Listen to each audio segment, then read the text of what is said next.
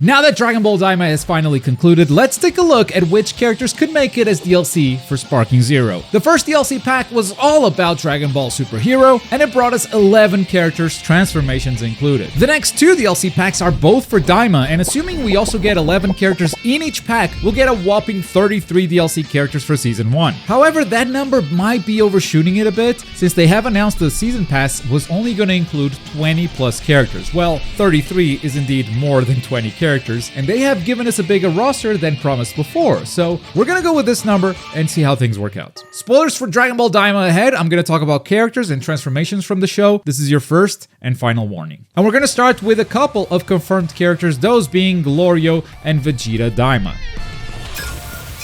Vegeta actually takes up a few slots by himself if we get all of his forms. That is Super Saiyan, Super Saiyan 2, and the first big surprise of the show, Super Saiyan 3.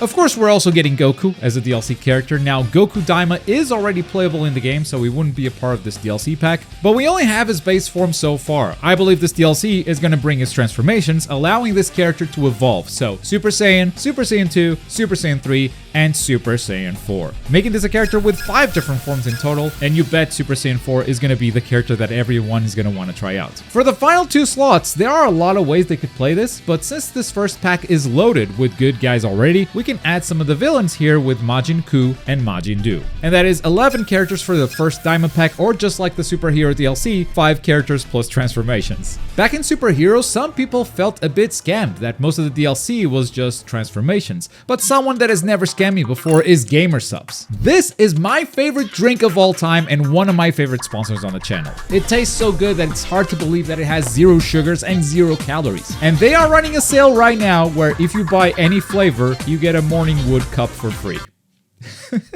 Get it while supplies last. Morning Wood has got to be one of the coolest lines they have done so far. They even got a waifu flannel shirt. My favorite flavor is melon if you're looking for recommendations, and if you use code Globku, you'll get 10% off your order. The link is down below. Let's jump into the second Daima pack. Now this one is going to be a bit trickier. Of the remaining possible characters, I think there's only one that is actually a lock, and that is Gomah. The main villain has to be one of the DLC characters coming. The base form can be kind of a wizard and have some Babidi-like gameplay, and then he gets the eye and turns into a giant. This would be the one giant out of this entire DLC. Now when I say he's the last character we need to lock, I mean the mandatory characters that we are definitely getting. I think we're getting a couple of others too, but depending on how many characters they do for Daima, this is like bare minimum. In fact, they may even end up skipping his base form and just give us a giant. His base form didn't really fight too much. It was mostly just whining, but I bet he's like still a powerful sorcerer or magician or whatever. But the rest of the DLC characters are gonna depend on how they answer this big question.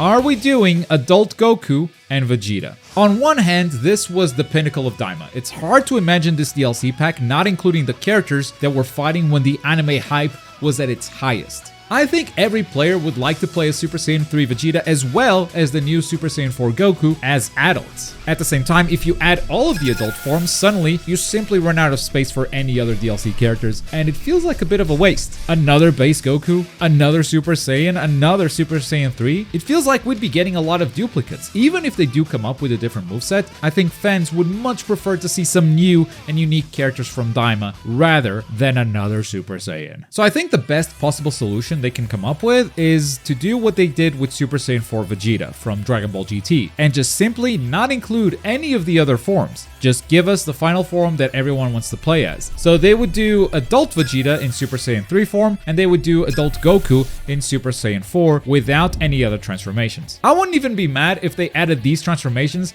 as a part of like Goku End of Z and Vegeta End of Z. You know, he goes from Super Saiyan 2 to Super Saiyan 3, and Goku also goes from Super Saiyan 3 to Super Saiyan 4. You would be kind of merging almost 2 universes together, you know, the End of Z and Daima. Canonically, I think it makes sense to do that, but Toei might have a different perspective on the whole thing. This might even be something that Spike wants to do that just gets blocked by the license holder because they want to be like, well, let's retain this freedom to have a multiverse of Dragon Balls. I don't know. I don't know what their vision is for the future. So while I don't love the solution of just giving us a character without any transformations, after all, part of the hype of playing Sparking Zero is being able to transform. I think it's the solution I prefer to the alternative of having to pay for a bunch of characters that are already in the base game. In a way, it also gives them a great hook for both seasons of DLC. First, they have a really strong season with all the chibi characters and everyone will go nuts over Super Saiyan 3 Vegeta and Super Saiyan 4 Goku, and then they get to do it all over again when they release the adult versions and the main villain Gomah.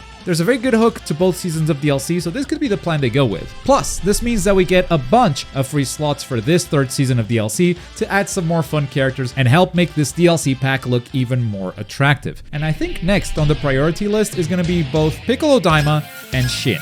Piccolo was along for the whole ride, being one of the 3 main characters to battle against everyone else. It was Goku, Vegeta, Piccolo. So it makes a lot of sense to add him to this pack. As for Shin, he has a couple of fight scenes in Daima, and he's one of the few characters they chose to cut from Tenkaichi 3 to Sparking Zero. Adding Shin here not only allows them to correct that mistake, as well as do something brand new with this character. Of the 5 remaining slots, I think it would be sick if 3 of them go to the Tamagami. All 3 of them fight using unique weapons. I think there's a good chance for all of them to be extremely unique, and I think Sparking Zero needs more of these weapon characters. I think they're super hype. I do have a question though. Do you think they get Android Ki? As in, do they regenerate Ki automatically over time but lose the ability to manually charge? Because they are artificial, but they're not exactly androids, so what do you think? Let me know in the comments. And then there were only 2 slots left. But to be honest with you, I think we already have more characters on this screen than we'll get in reality. Remember, they announced 20 plus characters and we already have 31 on this list. Unless they're mixing us up once again and give us more characters than they promised, we already have an overflow, but it wouldn't be the first time they did that. So for these final 2 slots, there were a lot of characters that I considered. I thought about the New Ginyu Force, but that's 5 characters in total and they were a complete joke, so unfortunately, I don't think they make it.